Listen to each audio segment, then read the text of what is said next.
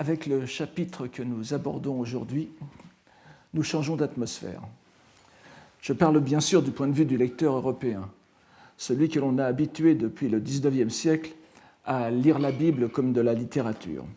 Pour reprendre par exemple l'idée de James Fraser, qu'il réalisa dans une anthologie de passages de la Bible choisis pour leur beauté littéraire, et non du point de vue des lettrés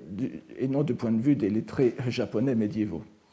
Mais il suffit de considérer l'iconographie du Sutra du Lotus pour se rendre compte que ce chapitre, que nous abordons aujourd'hui, a donné lieu à une richesse d'images qui ne le cède pas aux autres épisodes célèbres. Il est vrai que ce chapitre 5, intitulé « La parabole des simples », ne se prête guère à un résumé narratif. Il a pourtant en commun avec les deux chapitres qui l'ont précédé, la parabole et croire et comprendre, de se dérouler autour d'une parabole. Disons plutôt ici allégorie, car nous aurions du mal dans nos langues à garder le même mot pour ces trois chapitres, bien que l'on parle pareillement de hiyu, comparaison, à leur sujet en sino-japonais. Les simples, vous l'auriez peut-être compris, c'est ce sens un peu oublié à présent de plante médicinale, n'est-ce pas, qui est bien attesté, qui se trouve encore dans le Petit Robert. Et je préfère revivifier ce terme plutôt que d'utiliser le terme de plante médicinale, pour une raison qui est accessoirement philologique aussi. Il faut dire que le terme sanskrit, le titre sanskrit de ce chapitre, Oshadi, fait aussi difficulté, n'est-ce pas ? Puisque, si vous regardez dans n'importe quel dictionnaire sanskrit classique, c'est bien le sens de plante médicinale qui est attesté en premier, et non pas herbe en général, herbe ou plante. Or, ici, c'est bien, comme vous le verrez, enfin, nous n'aurons pas le temps d'entrer dans les détails, mais ce ne sont pas les plantes médicinales en tant que telles, ce sont les végétaux, le monde végétal qui est compris sous ce terme. Il y a encore une fois un petit mystère philologique, je ne sais pas, le sens d'herbe en général est donné dans certains dictionnaires sanskrits, mais de sanskrit bouddhique seulement, et Edgerton en particulier. Alors je vous ferai remarquer que Dharmaraksha, le premier traducteur du Sutra du Lotus en 286, avait déjà traduit ce chapitre par plante médicinale, yakuso en japonais. Alors, cette comparaison ou allégorie est ici très simple, c'est le cas de le dire. Shakyamuni a cette fois comme interlocuteur principal son disciple Mahakashyapa, le premier par l'ascèse, qui figurait déjà parmi les 4 auditeurs du chapitre précédent, et à qui avait été laissé le soin de développer en stance la parabole du fils pauvre. Shakyamuni le félicite de cet exposé et mène un peu plus loin la conclusion du chapitre qui a précédé. Je cite : « L'ainsi venu est roi des enseignements. Rien de ce qu'il prêche n'est vain. L'ensemble des enseignements, c'est par les méthodes de sa sagesse qu'il les expose. Les lois qu'il prêche, toutes tant qu'elles sont, font atteindre à la terre de l'omniscience. Il est d'une lucidité consommée pour ce qui est des enseignements et montre aux êtres l'ensemble des sagesses. » Donc, comme vous le voyez, revient ici plusieurs fois le mot enseignement, méthode, loi. C'est en réalité le même mot chinois, sino-japonais qui est derrière, celui de ho, n'est-ce pas, les dharmas. Et vous vous rendez bien compte qu'ici, dans ce passage précis, c'est bien le sens de méthode, d'enseignement, de doctrine, de prédication qui est derrière le mot ho. Et si vous vous rappelez, au chapitre 2, le passage principal du chapitre 2, qui était les 10 incités, portait justement sur cette nature des n'est-ce pas, des dharmas, et que l'on a toujours traduit, que l'on a toujours interprété dans la tradition poétique japonaise par les phénomènes existants. Et vous voyez bien que c'est un choix de traduction, bien sûr, orienté par la doctrine Tendai qui s'est développée après, mais si l'on considère le contexte même du Sutra du Lotus, et ici c'est bien apparent, ce n'est pas le mot de phénomène, de chose, n'est-ce pas, qu'on remplace, souvent on traduit Shoho du chapitre 2 du Sutra du Lotus par Monogoto, les choses, les existants. Ici vous voyez bien que ce sont les méthodes d'enseignement. Le Bouddha ne prêche pas sur l'ontologie, mais sur sa propre prédication, ses méthodes pour faire parvenir à la vraie science qui est ici appelée omniscience. C'est une digression, mais c'est très important. Il faut toujours avoir cette idée en tête lorsque l'on compare la version chinoise du Sutra du Lotus à ses implications japonaises poétiques. Et à présent, c'est au Bouddha de présenter une comparaison, hiyu, pour illustrer ce qu'il vient de dire. Imagine, je traduis ici tatoeba, n'est-ce pas, par exemple. Imagine, par exemple, les herbes et les arbres, les forêts et les simples, qui poussent de par les monts et les fleuves, les vallées et les sols de l'univers. Dans leur diversité et leur variété, chacun est différent par son nom et sa forme. Une dense nuée va s'étendant de plus en plus largement, jusqu'à couvrir l'ensemble de l'univers. En un même moment, elle se répand en une pluie égale, dont l'humidité fertilise universellement herbes et arbres, forêts et simples. Quelle que soit sa taille, chaque herbe reçoit la pluie. Je cite encore le Bouddha. Avec la pluie d'un seul et même nuage, ils obtiendront, conformément à leur nature séminale, de croître, de fleurir et de porter des fruits. Bien que nés d'un même sol, fertilisés d'une même pluie, herbes et arbres sont tous distincts les uns des autres. La morale de cette comparaison est tout à fait transparente. Le même enseignement du Bouddha est reçu de façon différente selon les facultés des êtres. On pourra peut-être trouver ici presque une contradiction avec ce que le Bouddha avait dit, notamment au chapitre 3, sur l'adaptation de sa prédication aux facultés. Il avait prêché les 3 véhicules au lieu du véhicule unique qui était la seule vérité, justement en tenant compte des capacités différentes de ceux qui recevraient son enseignement. Cette fois, le Bouddha pose une doctrine unique qui se dépose différemment sur les êtres parce que ceux-ci sont différents à l'origine. Il n'est pas question d'une adaptation doctrinale de sa part. Nous sommes assez proches de l'idée de l'unique son brahmique, n'est-ce pas, le bon on, en quoi consiste fondamentalement le dharma, par-delà la diversité des paroles de tous les Bouddhas de l'univers et des 3 temps. On parle aussi de son unique. Nous avons d'ailleurs une expression pratiquement synonyme dans ce même chapitre, en un son sublime et unique, myo-ichi. J'en expose et développe le sens. Ce terme de son unique n'apparaît qu'une seule fois dans tout le sutra, mais il est constamment repris dans ce chapitre-ci par l'expression saveur unique, ichimi, shitotsu no aji, mieux adaptée à la pluie.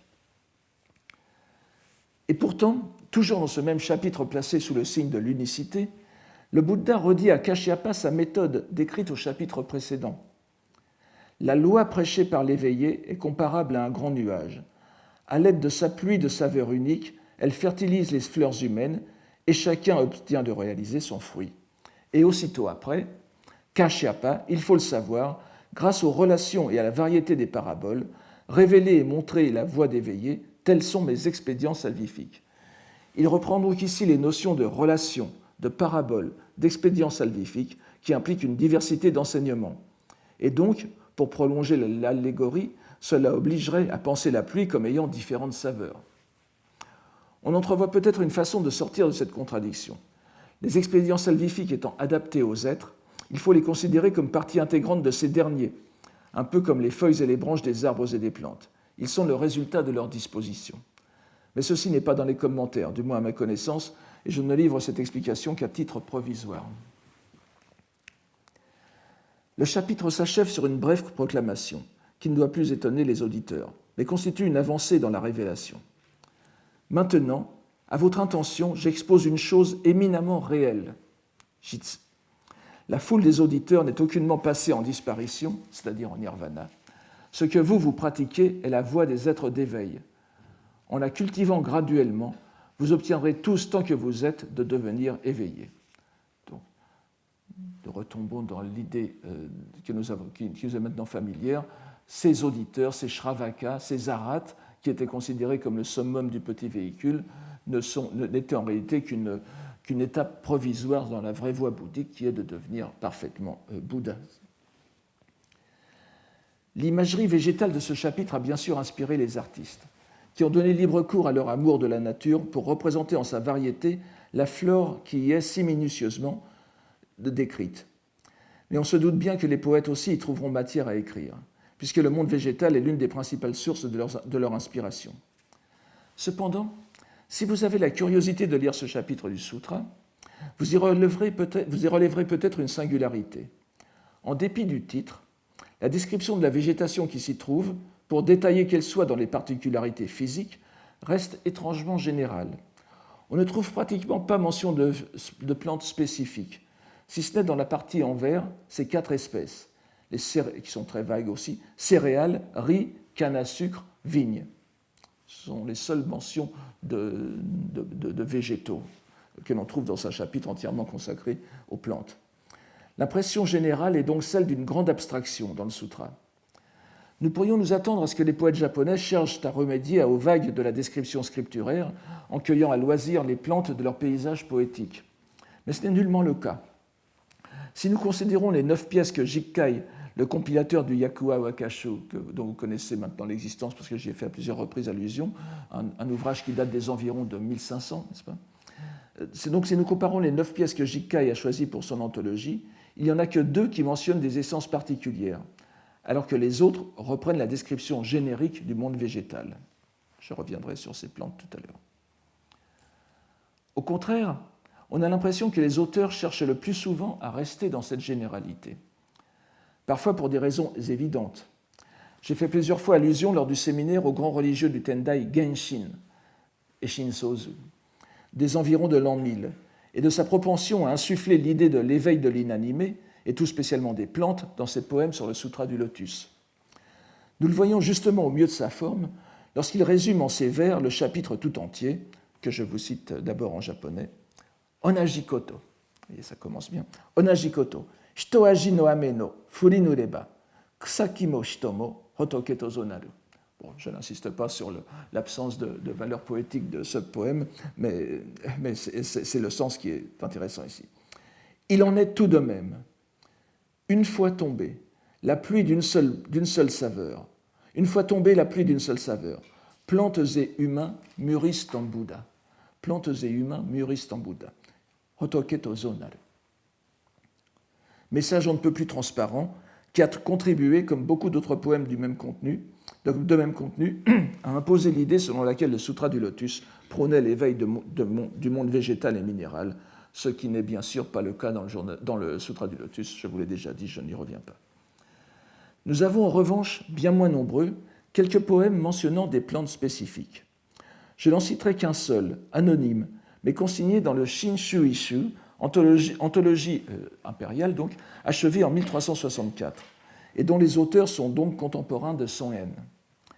Il est d'autant plus digne d'attention, ce poème, que la notice qui le précède prévient qu'il a été révélé en songe par le Bodhisattva Fugen, à quelqu'un qui passait une nuit de veille au sanctuaire de Sumiyoshi à Osaka. Donc ce n'est pas rien, c'est un poème qui est dicté directement par un bodhisattva. C'est un phénomène aussi fréquent au Japon que dans les autres pays, ce phénomène de l'incubation, en quelque sorte. On va passer la nuit dans un sanctuaire ou un temple pour avoir une révélation spéciale de la divinité associée à ce temple ou à ce sanctuaire. On en a plusieurs exemples dans la littérature japonaise. Alors, ce n'est pas une œuvre inoubliable, toute référence gardée pour Samantabhadra, n'est-ce pas, Fugen Bosatsu, mais elle a le mérite de nommer 2 plantes. Je vous les donne en japonais d'abord. Morotomo ni hitoaji no ame wa kakaredomo. Hitoaji no ame wa, la même expression toujours. Matsu wa midori ni fuji wa murasaki. Certes, sur tous, une pluie de même saveur est dispensée, mais elle donne au pain le vert, aux glycines la pourpre. Nous retrouverons justement la glycine dans l'un des poèmes de Son-en d'aujourd'hui. Vous verrez pourquoi je traduis murasaki par pourpre tout à l'heure, je vous l'expliquerai brièvement. Ça peut aller du violet au mauve, à la pourpre d'ailleurs. Il semble en tout cas que la leçon qui a retenu la plupart des poètes de ce chapitre, c'est le contraste entre le un et le multiple, l'unité du dharma et la diversité du monde sur lequel il se déploie. Nous voyons ce contraste s'exprimer dans le premier poème de Son-en, fait sur la citation. Ils obtiendront, conformément à leur nature séminale, c'est-à-dire à la nature de leur espèce, de naître et de croître. Et le poème de Son-en se présente ainsi. Harusame no hitotsu megumi wo ukenagara, nobe no midori ya shitane naru ran. Harusame no hitotsu megumi wo ukenagara, nobe no midori ya chitane narura. En recevant la grâce unique d'une pluie de printemps, la verdure de la lande en 1000 germes mûrira. Le mot hitotsu, unique, c'est pas hitotsu no megumi, la grâce unique, du second vers, il fait contraste avec le chitane, les 1000 graines du dernier. Hitotsu d'un côté, sen de l'autre. Ichi d'un côté, sen de l'autre, 1000. Le poète fait appel à un jeu de mots pour transposer à la fois la lettre de la citation scripturaire et l'esprit de la comparaison. Il faut savoir en effet que dans le composé chitani, le second terme, signifiant ici graine, germe, le grain, n'est-ce pas, tané, s'écrit avec le caractère chinois shi, qui apparaît dans la citation, dans le composé nature séminale, shu sho, donc tane no seikaku. N'insistons pas sur l'original sanskrit gotra, que rend ce terme chinois. En cette dernière langue, il se décompose en un premier terme, germe, signifiant l'élément fondamental de la conscience.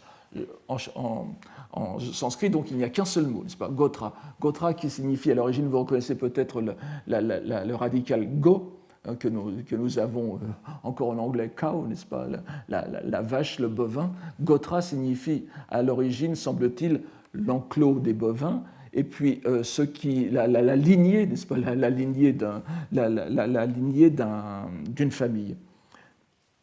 Donc, ce mot sanskrit est traduit en chinois par un composé, un binôme, ce qui va évidemment donner une nouvelle vie, une vie complètement différente au composé chinois. Donc, en chinois, donc, ça se décompose en un premier terme, germe, qui signifie l'élément fondamental de la conscience. C'est un terme qui joue un très grand rôle dans la psychologie, dans la noétique bouddhique. Et un second terme qui est nature individuelle ici.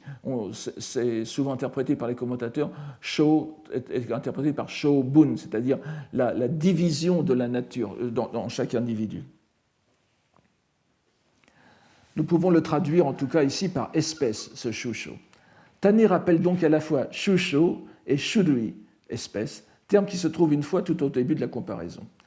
Mais on ne saurait ignorer que 1000 germes, signifiant toutes les espèces, 1000 germes, senshu en sino-japonais. Dans ce mot, donc, il y a une claire allusion à un terme qui apparaît un peu après la suscription scripturaire, celui de Issai Shuchi, la science portant sur toutes les espèces. Issai, n'est-ce pas, tout, Shu, tane, les espèces, et Chi, la science, la sapience, qui est l'une des trois sciences ou savoirs exceptionnels que possèdent les trois véhicules et les Bouddhas. Alors, les trois véhicules et les Bouddhas sont munis de trois sciences, trois façons de connaître non seulement le monde, mais surtout les êtres qui y sont et la voie qui mène hors de ces mondes. Les trois véhicules en possèdent une, les bodhisattvas une autre, et la troisième, c'est la science de toutes les espèces, qui est celle du Bouddha. Le Bouddha explique qu'il ne peut prêcher immédiatement aux êtres cette science de toutes les espèces, car ils ignorent quelle est leur nature. Chitane, équivalent à Issai Shuchi, ou en tout cas Issai Shu, n'est-ce pas, toutes les espèces, Chitane, donc 1000 équivalent à Issai, tout c'est bien, ça se rencontre très souvent. Donc l'annonce de leur venue à maturité dans le poème est promesse de la prédication de cette science de toutes les espèces aux êtres en général. Cette science est refusée à l'origine aux êtres des deux premiers véhicules. On comprend dès lors qu'il convient d'accorder toute l'attention qu'ils méritent au mot nobe, la lande, n'est-ce pas, qui apparaît dans le poème que je viens de vous lire, qui, vous vous en souvenez, signifie régulièrement l'état d'auditeur dans la poésie à thème bouddhique. La verdure de la lande reprend donc le monde végétal de la comparaison des plantes médicinales, en y ajoutant la précision qu'il s'agit aussi des êtres du petit véhicule, Nobe no Midori, ceux à qui la révélation du Sutra du Lotus permettra d'accéder à un niveau supérieur de sapience, bénéficiant finalement de l'unité de saveur de la loi. Le verbe final naru signifie à la fois mûrir et réaliser l'état de Bouddha. Là aussi, ce sont des emplois bien connus. Nous l'avons déjà vu dans le poème de Genshin que j'ai mentionné tout à l'heure. Plantes et humains mûrissent en Bouddha. Nous avons donc ici la même annonciation de la future obtention de la bouddhéité, à la fois par l'inanimé végétal, conséquence logique, si l'on prend à la lettre l'allégorie du sutra ainsi que l'a fait Genshin, et par les êtres du petit véhicule. Vous voyez donc comment Son En transmet plusieurs doctrines à la fois. Il reprend l'idée de l'éveil de l'inanimé, et puis il résume l'idée de ce passage du sutra sur les êtres du petit véhicule en général qui seront menés à l'éveil. Donc à la fois plante, parce que ça reste dans l'esprit de cette allégorie, et être les auditeurs, n'est-ce pas? Le second poème de Son En est placé sous la citation « Dans la sagesse de l'éveillé, c'est comme une goutte dans l'océan ». Il est important de donner le contexte de ce passage. Je le reprends. L'éveillé utilise cette parabole, c'est-à-dire celle de la pluie sur les plantes, pour révéler et montrer à l'aide d'expédients et par une variété de locutions, exposer la loi unique. On reconnaît ici une variante d'un développement souvent répété dans le Sutra du Lotus, où sont énumérés les artifices rhétoriques grâce auxquels le Bouddha peut exposer sa loi. Cette allégorie de la pluie n'est qu'une des innombrables tactiques salvatrices de l'éveillé. C'est en ce sens que, gardant une partie de l'image, le Sutra précise qu'il ne s'agit que d'une goutte d'eau dans l'océan des expédients de Bouddha. On se souvient peut-être que déjà dans le 4e et dernier poème sur le chapitre de la parabole, Son En avait choisi une citation qui était proche du contexte de celle-ci. La citation étant « De paraboles et de locutions, il prêche la loi sans rencontrer d'obstacles ». Et il en profitait pour proclamer une sorte d'art poétique en miniature. Et alors faudra-t-il, je le rappelle, n'est-ce pas, ce poème que je vous ai déjà cité 2 fois, et alors faudra-t-il les appeler nuages, les cerisiers des montagnes, quand on les narre à qui ne les a point vus encore. Le poème qu'il nous donne ici peut également se lire comme une élaboration sur la métaphore et son rôle tant poétique que religieux. Voici en effet ce qu'il dit. Alors c'est un poème assez complexe. Je le lis d'abord en japonais. Hito eda o taoreru fuji ni tago no ura no chisato no nami no iro o miru kana. Hito eda o taoreru fuji ni tago no ura no chisato no nami no iro o miru kana. Alors, une première traduction donnerait à peu près ceci. En un seul rameau de glycine cueillie, je revois l'apparence des vagues de 1000 lieues, lieues comme les bottes de 7 lieues bien sûr, en la baie de Tago. La présence du toponyme poétique Tago no Ura, lieu, la plage ou la baie de Tago, lieu réputé pour sa vue sur le mont Fuji, le mont Fuji, n'est-ce pas cette fois, nous indique que d'une part, ce poème doit se révérer à d'autres poèmes, et que d'autre part, à cause de l'utilisation de ce toponyme poétique qui renvoie toujours à une tradition, et que d'autre part, il faut donner un sens à l'évident jeu de mots qui est mis en œuvre ici par Son En. Le jeu de mots sur Fuji, la glycine, et Fuji, le mont Fuji. La plage de Tago fait immédiatement penser à un poème qui figure dans la fameuse anthologie des 100 poèmes par un poète à chaque fois, n'est-ce pas, le Hyakunin Isshu, et dont l'origine est dans le Shinko-kinshu, donc Shinko-kinshu de la fin du XIIe siècle, contemporain de Jien, le grand maître ancien de Son En. Ce poème figure déjà en fait dans le Manyoshu, où il est attribué à Yamabe no Akahito. Mais je vous en donne ici la version la plus connue, donc celle du Shinko-kinshu. Je la donne d'abord en japonais. Tago no ura ni uchi irete mireba, shirotae no fuji no takane ni yuki wa furetsutsu. Tago no ura ni uchi irete mireba, shirotae no fuji no takane ni yuki wa furetsutsu. Qui donne à peu près ceci en français. À la baie de Tago parvenue, comme je regardais en sa blancheur sur le haut pic du Fuji, la neige devait tomber. Comme vous le voyez, c'est bien pour sa vue du Fuji que la plage ou la baie de Tago apparaît dans la poésie. Il n'est pas besoin de beaucoup de japonais pour remarquer que le nom du mont Fuji, je viens de le dire, est homophone de la glycine, Fuji, ce qui représente un premier décalage poétique opéré par Son En sur ce toponyme, le faisant passer du mont, de la montagne, à la fleur. Puisque Tago no Ura fait d'abord penser au mont Fuji, mais là, il prend le lecteur à contre-pied en mettant Tago no Ura, mais les Fuji au sens de glycine. Mais il ne va pas s'arrêter là. Un poème plus ancien, consigné dans le Kokinshu, nous apporte un autre mot employé par Son Yen, les vagues, nami. Voici ce poème, en japonais d'abord. Suruganaru toga no uranami, tatanushi wa aredomo, kimi o koinu hi wa nashi. Suruganaru toga no uranami, tatanushi wa aredomo, kimi o koinu hi wa nashi. C'est un poème un peu simple pour le japonais, mais il dit bien ce qu'il veut dire. En Suruga, sur la plage de Tago, il se peut qu'il y ait des jours sans vagues, mais qu'à vous, je ne pense, de jours il n'en est point.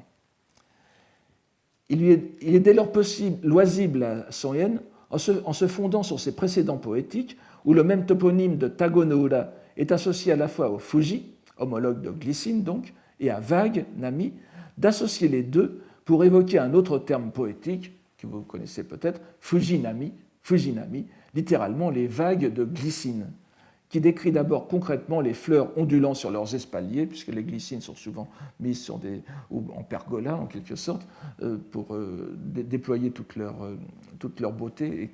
Et c'est vrai que ça fait, sous le vent, cela ondule, n'est-ce pas?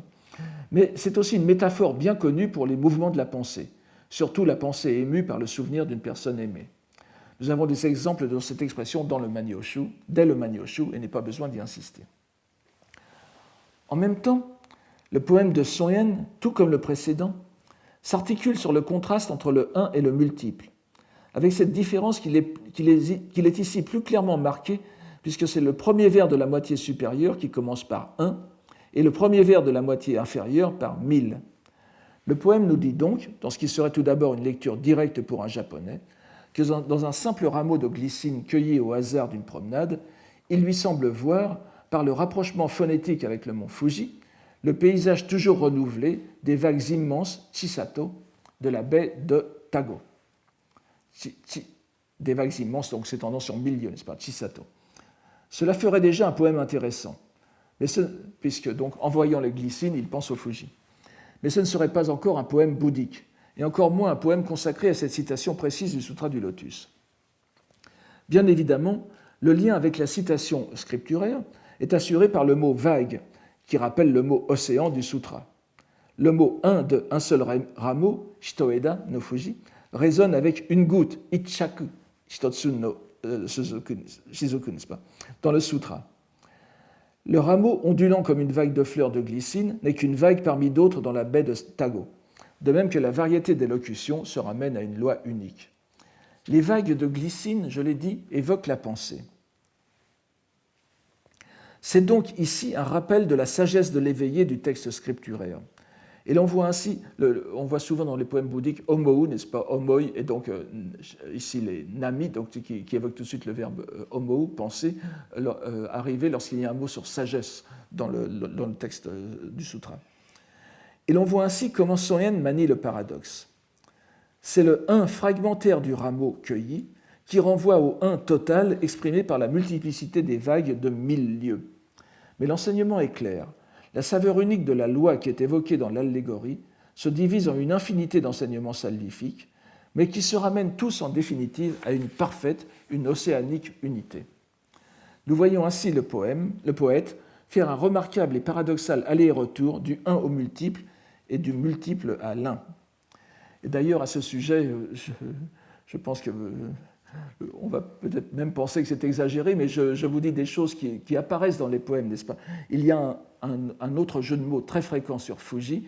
D'ailleurs, ceux qui connaissent un peu les estampes japonaises le savent que le mont Fuji est souvent écrit avec plusieurs caractères, mais souvent écrit moins souvent que les caractères habituels, n'est-ce pas, le lettré riche et tout cela, avec les deux caractères fu et ni, fuji, qui veut dire non-duel, non-deux. Il y en a, sous-entendu, il n'y a pas deux montagnes comme lui, il n'y a pas deux montagnes comme le mont Fuji. Donc c'est une interprétation par les caractères chinois de l'unicité du mont Fuji.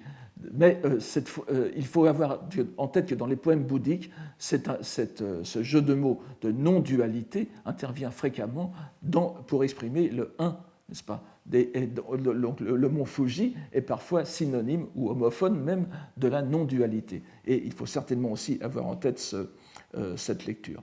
Bon, certains japonisants me diront, mais normalement dans le bouddhisme on le lit Funi, n'est-ce pas, et pas Fuji. Fuji étant une lecture poétique ou littéraire, mais pas bouddhique. Mais évidemment, c'est l'une des clés de cette utilisation des homophoniques de sauter d'une dimension à l'autre. Mais ce faisant, en plus, il démontre par la manifestation concrète qu'est le poème lui-même comment ces paraboles et locutions opèrent.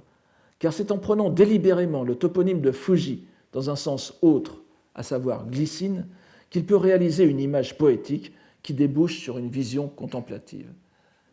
Il donne l'exemple lui-même de cette première lecture littéraire, n'est-ce pas, que je vous ai présentée comme lecture littéraire, qui est de prendre dans la glycine pour le mot Fuji, est en réalité l'illustration même de ce qu'est l'allégorie, la comparaison, le hiyu, dans un texte bouddhique.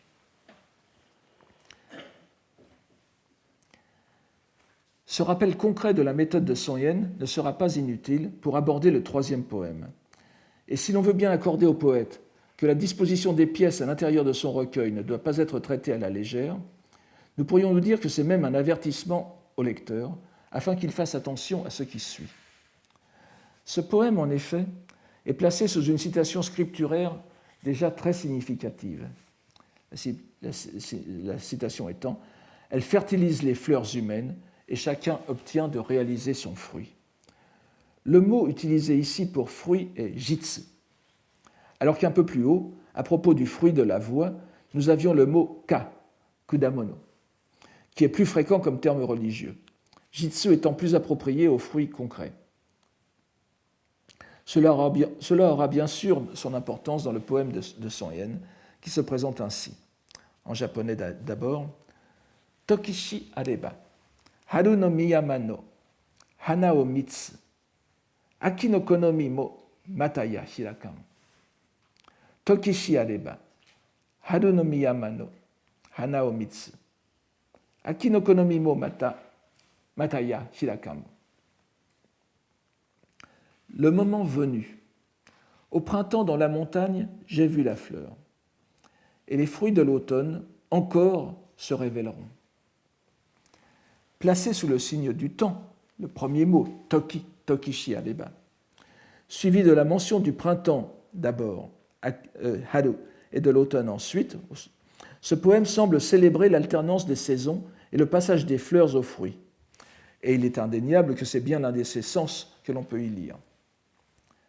Deux mots relient directement le poème à la citation.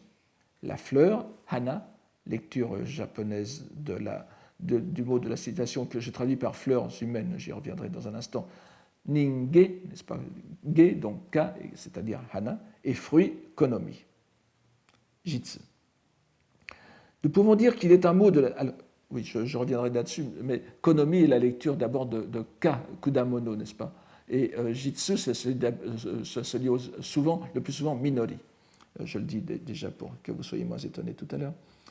Nous pouvons dire qu'il est un mot de la citation qui brille par son absence dans le poème, celui que j'ai traduit par humain dans l'expression ninge, les fleurs humaines, c'est-à-dire les fleurs qui sont les hommes dans l'allégorie. Déjà, l'allégorie elle-même expliquait le sutra expliquait lui-même son allégorie en disant que les fleurs, donc les plantes, les fleurs qui étaient l'aboutissement de la plante étaient les hommes, les êtres humains. Comme il s'agit du mot principal du passage, il y aura lieu de se demander ce qu'en a fait Song Yen. Et pour ce faire, il faut regarder de plus près le mot konomi. Une première lecture qui prendrait ce terme en son sens immédiat, mène à comprendre que le poète, puisque c'en était la saison, a vu les fleurs s'épanouir au profond des montagnes au printemps. Miyama veut dire, ça s'écrit avec Fukaki Yama, n'est-ce pas? Les montagnes profondes. Ce n'est pas le terme honorifique, l'honorable montagne, c'est un terme poétique très fréquent pour exprimer le profond des montagnes. Simplement, si vous me permettez encore une digression, ça peut être aussi le terme honorifique.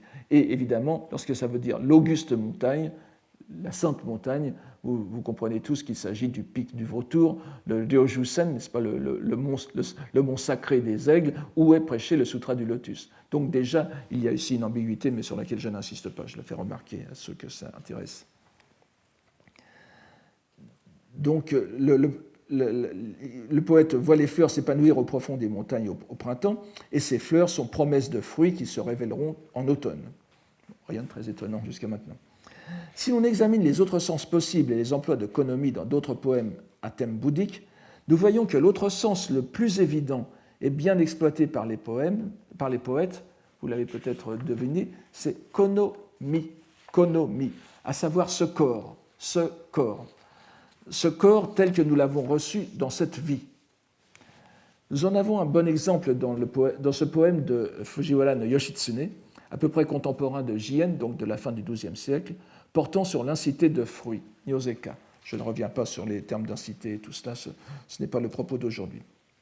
Voici le poème de Yoshitsune. Akifukaku, nari hate ni keru miyama kana, hanamishi eda ni konomi irozuku. Au profond de l'automne, voilà bien transformées les montagnes boisées. Aux branches dont nous vîmes les fleurs, les fruits prennent leur couleur. On voit que beaucoup d'éléments rapprochent ce poème de celui de Son Yen. Les montagnes profondes, Miyama, fleurs, Hana, voir, Miru. Ici c'est Mishi, tout à l'heure c'était la forme Mitsu, qui peut étonner certains japonisants, mais elle est bien attestée. Automne, Aki, fruits, Konomi. Les poèmes sur l'incité de fruits évoquent souvent le corps, c'est-à-dire le produit du karma reçu à la naissance, avec ses potentialités, tandis que ceux sur l'incité de rétribution, Mukui, Nyozeho, décrivent le plus souvent la réalité concrète de ce fruit, à savoir les misères de la vie. Il faut donc comprendre aussi le dernier vers comme « notre corps prendra forme ». Konomi irozuku, notre corps va se former, littéralement, va se doter de couleurs, c'est-à-dire va se doter de la matière visible, de la matière apparente. Donc le corps va se former. C'est bien conformément à cette idée de Nyoseka, n'est-ce pas, l'incité de fruits, le karma se concrétise dans ce corps. Nous trouvons la même idée chez Jien, dans un poème portant aussi sur l'incité de fruits. Je cite ce poème de Jien, c'est le numéro 156 dans la centurie du lotus. Adani saku hanato wa taremo omou nayo. Adani saku hanato wa taremo omou nayo. Tsui ni konomi wo musubu to zoshide. Tsui ni konomi wo musubu to zoshide. Je lis chaque moitié de vers 2 fois pour que vous voyez bien la pensée. Pas que nul n'aille penser qu'en vain la fleur s'épanouisse, car à la fin, sachez-le, elle portera son fruit. Ici encore, en lisant konomi, le fruit, konomi, ce corps, le poète évoque les bonnes renaissances assurées à ceux qui entendront et garderont le message du lotus. On remarquera dans le poème de Jien la mise en valeur d'un troisième sens de konomi, par le contraste qu'il fait avec le premier mot du poème en japonais, ada, vin.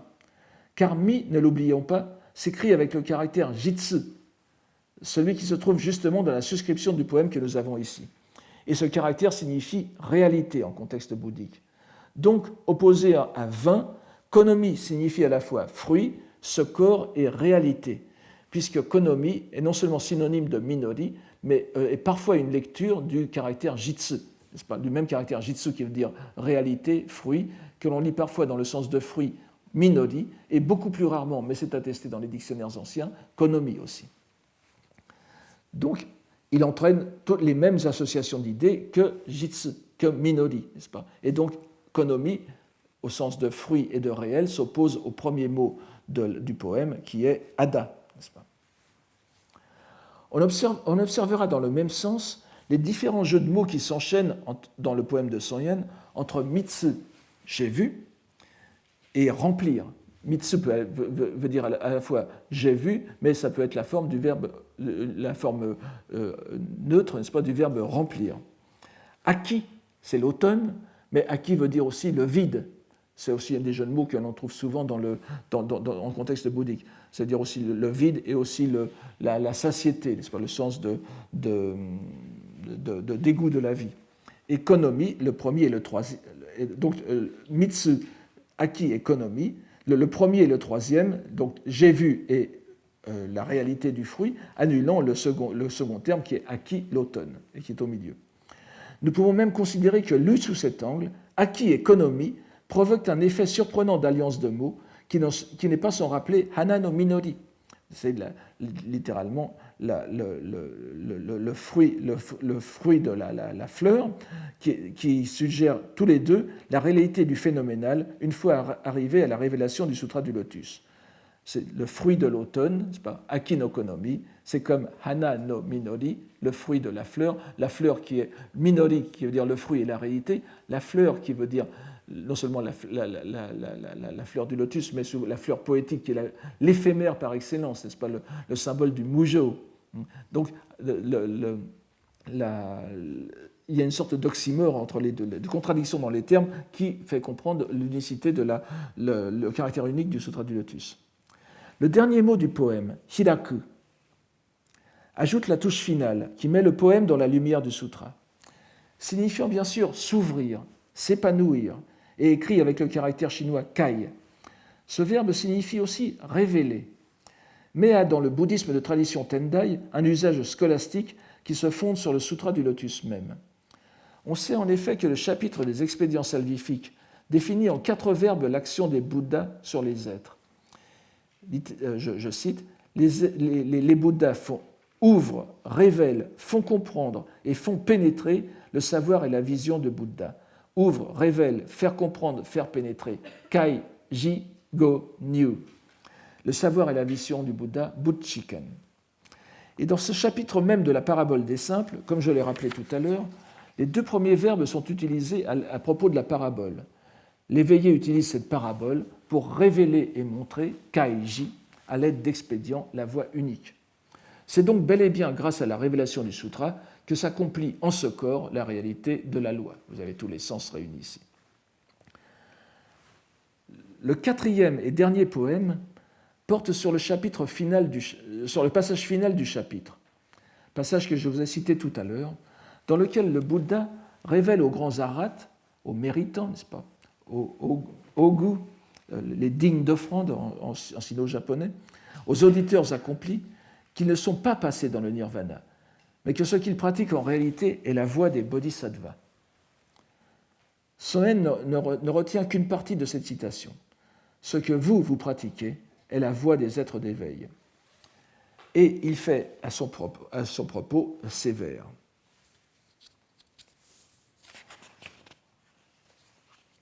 Je l'entends à présent qu'au crépuscule des temps futurs, des printemps futurs, le cœur en son aspiration vers l'ouest veut aller. Malheureusement, je n'ai pas le texte japonais ici. Imazokiku, n'est-ce pas? Imazokiku, je vous le redis donc d'après mes souvenirs, vers par vers. Imazokiku, au crépuscule des printemps futurs. Kanuru haru no yuhi kage ni. Le cœur en son aspiration, shitau kokoro, vers l'ouest veut aller, nishi ni yukan. Alors, kanuru haru, n'est-ce pas, les printemps, ça vient du verbe kanu qui veut dire futur ici, qui va venir. Et shitau kokoro, le cœur en son aspiration, vers l'ouest veut aller, nishiye yukan. Donc, 2 mots, le soleil couchant, yuhi kage, et l'ouest, nishi, suggèrent sans ambiguïté que le poème concerne la foi en le Bouddha Amida. Même en ayant pratiqué très peu le bouddhisme japonais, vous savez tout de suite que l'orientation vers l'ouest signifie l'orientation vers la terre pure d'Amida, tandis que le soleil couchant, Yuhi, rappelle bien sûr l'ouest, et donc la venue du Bouddha Amida. Je vais y revenir dans un instant. Cela peut paraître surprenant à première vue, cette allusion au bouddhisme, à la foi en le Bouddha Amida, tant nous sommes habitués à concevoir une nette séparation entre les doctrines du Tendai et celles de la terre pure. C'est pourquoi il convient de rappeler que les 2 tendances ont coexisté de longue date au sein du bouddhisme lotusien. En disant de longue date, je veux dire dès l'origine, car dans le Sutra du Lotus même, on trouve au chapitre 23 la conduite originelle de l'être d'éveil, roi des remèdes, un passage célèbre où le Bouddha fait l'éloge de ceux qui préserveront ce chapitre du Lotus dans les termes suivants, le chapitre 23 du Sutra du Lotus. Je cite, « Si, dans les 500 dernières années après la disparition de l'ainsi venu, il est une femme pour entendre ce texte canonique et pour pratiquer comme il l'est prêché. Sa vie prenant fin ici, elle s'en ira au monde bienheureux, Gokuraku, là où demeure l'éveillé Amitabha, c'est-à-dire Amida, entouré d'une vaste multitude d'êtres d'éveil, pour renaître sur un trône précieux en une fleur de lotus. Elle ne sera plus tourmentée par la cupidité, elle ne sera plus tourmentée par la colère et la sottise, elle ne sera plus tourmentée par les souillures de l'orgueil et de la jalousie. Nous voyons donc que la foi en le Bouddha Amida est prônée au cœur même du Sutra du Lotus, par le Bouddha Shakyamuni lui-même, et qui ne saurait de ce point de vue exister d'incompatibilité entre les deux courants. Je rappellerai aussi que dès l'époque de Kamakura, l'école Tendai prônait que son fondateur japonais, Saicho, avait en réalité transmis au Japon non seulement le Tendai, mais aussi l'ésotérisme, le zen et la terre pure, tactique apologétique permettant d'englober les grands courants qui lui faisaient le plus de concurrence à l'époque. Cela nous explique que nous trouvons dès l'origine des poèmes japonais lotusiens, du moins autant que nous pouvons en connaître, une claire exaltation des croyances en la terre pure. Ceux qui suivent le séminaire se souviennent très certainement du poème de la princesse impériale Senshi Naishinno, vers l'an 1000, n'est-ce pas, qui proclamait « Bien que d'une seule couleur nos personnes soient imprégnées, pour la couleur des fleurs, les rameaux pointant à l'ouest ne sont-ils pas les plus splendides ?»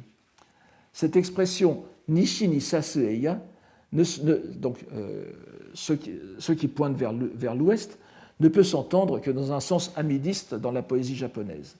Et chose surprenante, le poème a aussi pour suscription cette citation précise.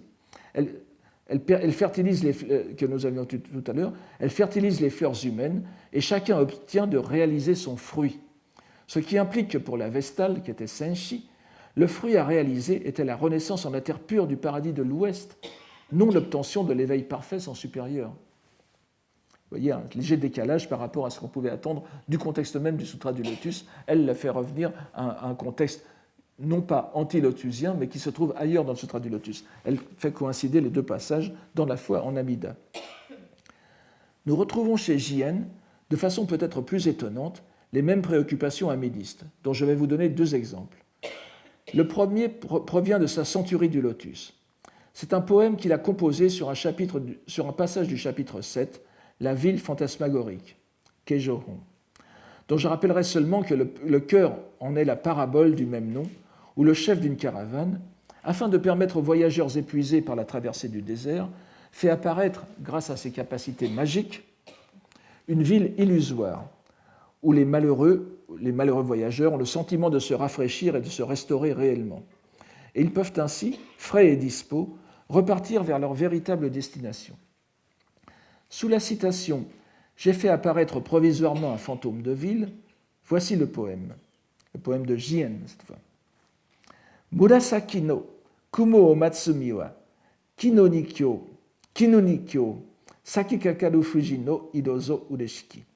Murasaki no kumo o matsumi wa kino ni kyo saki kakaru fuji no idozo ureshiki.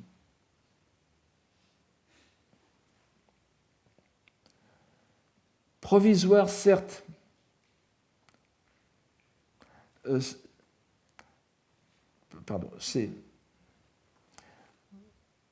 provisoire, certes, nous l'entendons. Provisoire, certes, est le gîte, nous l'entendons, sous le ciel pérégrin. Pardon, excusez-moi, je me suis trompé de poème. Le poème était Karisome no yado to koso kike. Karisome no yado to koso kike. Tabi no sora. Nagamuru sue wa murasaki no kumo. Donc, Karisome no yado to koso kike. Tabi no sora. Nagamuru sue wa murasaki no kumo. Provisoire, certes, est le gîte, nous l'entendons. Sous le ciel pérégrin, nous contemplons le terme de nuées empourprées. Murasaki no kumo, le dernier vers. Étonnante confession d'un moine, Jien, qui fut 4 fois patriarche de l'école Tendai, que cette attente de la terre pure au terme de sa vie. Mais je vous ai déjà dit que le Shoren-in, dont Jien comme Son-yen furent abbés, était un haut lieu du courant amidiste du Tendai. Cela n'est donc pas si surprenant en définitive. Et s'il était nécessaire de le montrer, je peux vous citer cet autre poème de Jien, qui ressemble un peu au premier, c'est pour ça que j'ai fait une erreur, sauf que Murasaki no Kumo était le dernier vers du poème précédent. Cette fois, il est au premier vers. Murasaki no Kumo o Matsumi wa Kinu ni Kyo Sakikakaru Fuji no Idozo Urishiki. En ce corps où j'attends les nuées empourprées, à mon habit ce jour, des glycines en fleurs s'attachent en couleur de liesse. Je traduis Murasaki no Kumo par nuées empourprées, un peu en hommage à Henri Corbin, dont vous connaissez tous le célèbre livre L'archange empourpré, et cela va très bien dans ce contexte, puisque Murasaki no Kumo a presque toujours un sens religieux précis dans la poésie japonaise. Comme il ne s'agit pas d'un poème scripturaire motivé par la lettre du Sutra du Lotus, ce second poème, Jien est d'autant plus libre d'exprimer son attente religieuse, et l'on voit que les fleurs de glycines ondulantes lui rappellent la couleur des nuages qui apparaissent au soir de la vie, par-delà la montagne d'où Amida viendra avec son cortège de bodhisattvas au devant de l'âme qui doit le rejoindre. C'est un thème iconographique bien connu du bouddhisme, de la peinture bouddhique japonaise. Ainsi, le sens du poème de Soen est clair et se situe bien dans une tradition d'imprégnation amidiste de la pensée lotusienne, telle qu'on la voit apparaître plus de 3 siècles avant lui, si ce n'est dans le Sutra du Lotus même. L'espoir qu'il exprime à ce... Oui, je peux peut-être vous faire remarquer que le Sutra du Lotus, comme je l'ai peut-être dit très brièvement au début de ces cours, donc il y a presque 2 mois maintenant, le Sutra du Lotus est un sutra composite, n'est-ce pas ? Les derniers chapitres ont manifestement été rajoutés plus tard à la partie centrale qui va grosso modo jusqu'au chapitre 22. Et on peut considérer que les chapitres suivants sont tous des chapitres séparés à l'origine qui font l'éloge de certains courants bouddhiques. Et en particulier, ce chapitre 23 fait apparaître la dévotion en le Bouddha Amida. Mais bien sûr, dans la mesure où ça a été réuni dès l'origine du texte que nous possédons dans le Sutra du Lotus, on doit le considérer comme partie intégrante du Sutra du Lotus. Et ce n'est donc pas une contradiction dans le sutra même. L'espoir qu'il exprime à propos de la citation scripturaire n'est pas de suivre la voie de Bodhisattva jusqu'à son terme, qui est l'obtention de l'éveil parfait de Bouddha, mais de réaliser le passage, la renaissance au jour, en la terre pure du Bouddha Amida, qui a fait vœu d'y accueillir tous ceux qui s'en remettront à lui. Les mots à venir dans le poème, Kanu, n'est-ce pas, Kanuru Haru, lumière du crépuscule, Yuhi Kage, et surtout ouest, Nishi et aspiré, Shitau, font un contraste remarquable par leur orientation amidiste avec le début du poème, ce « je l'entends à présent », Imazo Kiku, dont l'adverbe de temps qui est maintenant, Ima, signale, je l'ai déjà dit à plusieurs reprises, le temps de la révélation du Sutra du Lotus. Il est d'ordinaire cet adverbe Ima opposé à jadis, Mukashi, opposant le passé des 3 véhicules au présent du Lotus. Vous l'avez vu plusieurs fois, et on voit très souvent, l'une des 2 moitiés de poème commence soit par Ima, l'autre commençant par Mukashi, ou l'inverse, Mukashi, Ima. Maintenant, autrefois. Maintenant, c'est toujours le temps du Sutra du Lotus, le présent lotusien en quelque sorte. Mais nous voyons ici que l'opposition n'est pas entre le présent et le passé. Elle concerne le présent et l'avenir. Et l'avenir, pour Soen, c'est la renaissance en la terre pure. Il n'est pas seul, là encore. Depuis l'époque de Heian, nous voyons comment l'amidisme s'est greffé sur les conceptions temporelles traditionnelles du Tendai. Alors je vais être obligé d'être un peu technique, mais c'est une comparaison qui est très fréquemment employée c'est une division plutôt du temps qui est très fréquemment employée dans le Tendai, et par-delà le Tendai, elle s'est transmise à toute la pensée, disons même philosophique japonaise, si bien que lorsqu'un commentateur japonais, même anti-bouddhique, du XVIIIe siècle par exemple, va critiquer les conceptions bouddhiques de l'histoire et du monde, il va se référer à cette idée, alors que lui-même n'en est pas partie prenante. Seulement, il réfute le bouddhisme, donc il ne peut pas accepter cette vision. Il la critique, mais pour lui, c'est une vision typique de la pensée bouddhique japonaise. C'est donc quelque chose qui dépasse de beaucoup la simple scolastique Tendai. Alors, cette conception traditionnelle du Tendai sur la prédication du Bouddha est résumée sous le terme de 5 heures, les 5 heures ou les 5 périodes, Goji, n'est-ce pas, Itsutsu, Itsutsu no Toki. Alors celles-ci vont du lever du soleil à midi, ces 5 heures. C'est pour ça qu'il vaut mieux traduire par 5 heures que chaque période, puisque ce sont des divisions de la journée. Et entre ces 2 heures, donc le lever du soleil, l'aube et le midi juste, n'est-ce pas, trois autres heures sont insérées qui correspondent aux étapes intermédiaires de l'ascension du soleil dans le ciel. La première heure, le lever du soleil, correspond à la prédication du sutra de l'ornement de splendeur, l'Avatangsaka Sutra, Kegonkyo, éblouissant et impossible à regarder en face, qui n'éclaire que les plus hauts sommets. C'est donc le soleil qui se lève et qui éclaire trop. Les 3 heures intermédiaires correspondent à l'adoucissement de l'enseignement du Bouddha, qui repart du plus facile au plus difficile. Donc ces 3 heures correspondent à ce qu'on appelle Agongyo, n'est-ce pas, les agamas, disons pour faire simple, le petit véhicule, le Tripitaka du petit véhicule. Ensuite, les sutras développés, dont le seul qui est connu ici, qui soit mentionné à ce sujet, c'est l'enseignement de Vimalakirti, le Yuimagyo, qui est un sutra très connu au Japon. Ensuite, vous avez les sutras de l'excellence de Sapiens, les Hanyaharamita-kyo, n'est-ce pas, c'est-à-dire la Prajnaparamita, les sutras portant sur le développement philosophique de la vacuité, et jusqu'à ce qu'enfin, la révolution du lotus puisse survenir, une fois les êtres préparés, ce qui correspond à la pleine lumière de midi, illuminant verticalement jusqu'aux vallées les plus obscures. Donc tous les niveaux sont illuminés par cette dernière heure non pas de la journée, justement c'est là qu'est le problème, mais cette dernière heure de la comparaison des 5 heures. L'inconvénient de cette allégorie de la progression de la prédication du Bouddha, indéfiniment répétée dans le Tendai, c'est qu'elle néglige la suite de la course du soleil dans le ciel. Ce sentiment de manque est habilement compensé par les tenants de la terre pure, grâce à l'ajout d'une 6e heure, qui est celle du coucher du soleil, l'exaltation de l'ouest, la direction où se trouve la terre pure bienheureuse au lointain de notre univers. En réorientant la perspective temporelle, non plus du passé vers le présent, mais du présent vers l'avenir, Son Yen se place dans cette logique de la 6e heure, caractéristique du syncrétisme Tendai, terre pure. Ce poème est, pour autant que je puisse en juger pour l'instant, le seul de la centurie de Son Yen qui soit si ouvertement amidiste. Est-ce le hasard qui a conduit le poète à en faire le dernier des 20 qu'il a composés sous la rubrique Printemps qui ouvre son recueil? Il suffira de nous rappeler quel en était le premier pour nous dire qu'il convient de pousser un peu plus loin l'examen. Vous en souvenez peut-être, la centurie s'ouvre sur une scène évoquée par Manjushri et qui répète celle qui s'est déroulée dans un passé immensément lointain.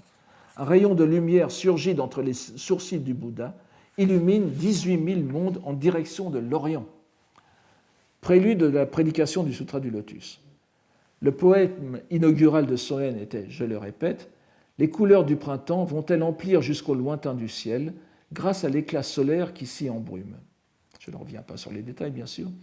Le mot traduit par « éclat solaire » dans ce poème, « éclat du soleil »,« lumière du soleil » et « hikage ». Hikage. Je vous ai déjà peut-être parlé de ce mot kage, qui veut dire à la fois la lumière et l'ombre en japonais. Mais hikage veut dire souvent, dans le japonais moderne, à l'ombre du soleil, n'est-ce pas? À l'ombre, c'est-à-dire à l'ombre, mais évidemment dans les poèmes bouddhiques anciens et en japonais ancien, ça veut dire aussi la lumière du soleil. Or ici, dans ce 20e poème, le mot central, celui qui occupe tout le 3e vers, est yu hikage, justement, dont tout le monde voit la parenté avec hikage. Yu-hi, littéralement, c'est hikage tout à l'heure, plus yu voulant dire le crépuscule. Yu-hikage veut donc dire la lumière du soleil du soir. Il signifie donc lumière du soleil couchant. Juste après cela, nous avons la mention de l'ouest, Nishi. Ainsi donc, s'oppose le soleil levant du premier poème au soleil couchant du dernier. L'orientation vers l'est du premier, qui est implicite à cause de la citation même du sutra sur lequel il repose, n'est-ce pas, illuminant vers l'est, alors donc à l'orientation vers l'ouest, explicitée dans le 4e vers du dernier poème. Cela ne peut rien devoir au hasard. Et si nous suivons le mouvement poétique de Son Yen du 1er au 20e poème, nous retrouvons sous une forme résumée le parcours des 6 heures solaires que je vous ai esquissé tout à l'heure, le rayon éblouissant et oriental du soleil levant, suivi des nombreuses allusions à la lande et à la plaine, Nobe, Nohara, qui rappellent les 3 étapes intermédiaires réduites à la première et plus importante, celle du petit véhicule, ou à tout le moins des 3 véhicules. La 5e heure, celle du soleil, du lotus, et enfin la 6e, celle de la rencontre avec le Bouddha Amida et sa terre pure de l'Ouest. Ces poèmes printaniers, dont la plupart se laissent lire comme les innombrables poèmes classiques célébrant la nature, constitueront donc, dans leur enchaînement, un véritable itinéraire religieux, décrivant la parabole, cette fois au sens géométrique, de la piété du poète, suivant à la lettre le Sutra du Lotus, pour finalement aller au-delà dans un quiétisme caractéristique de la religiosité de son milieu et de son époque. Je vous remercie.